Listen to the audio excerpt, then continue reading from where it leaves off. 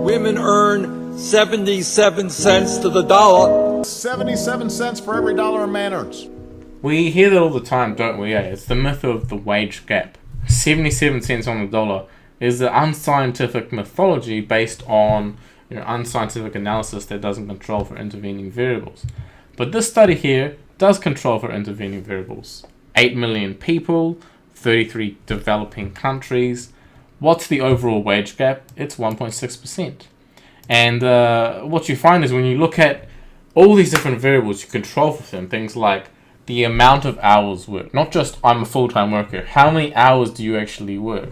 Do you take a lot of sick leave? Do you take maternity or paternity leave? Do you do a lot of overtime? Are you more flexible in your schedule? Are you more committed to the firm? Are you willing to be their bitch for a promotion 5 years down the line? Are you willing to sacrifice your health and your life expectancy? And all of these things. You look at the type of jobs that men and women take. 40% of the global workforce are clerical jobs for women, but only 17% for executive roles. They clearly have different pay. You look at death in the workplace. 93% of workplace deaths are men. Women tend to take more safe jobs, while men will take more riskier jobs. A woman might be a secretary, a man more inclined to be a coal miner. And what you trade there is safety versus wages. You're a coal miner, you get the wages, you don't have the safety. You're a secretary, you get the safety, you don't get the wages. It's easy to understand that, isn't it? And what you find is that with single people actually in Western countries, single women in general earn more than men, between 2 and 5 cents, for example, in the UK.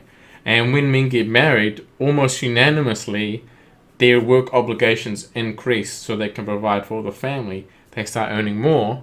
And as this study from University of Massachusetts shows, for each child a woman has, her earnings decrease by 4%. So a woman's income tends to decrease when she has children. And most of the population follows this pattern of marriage and wife and house and children and car and mortgage and payment and so on, right?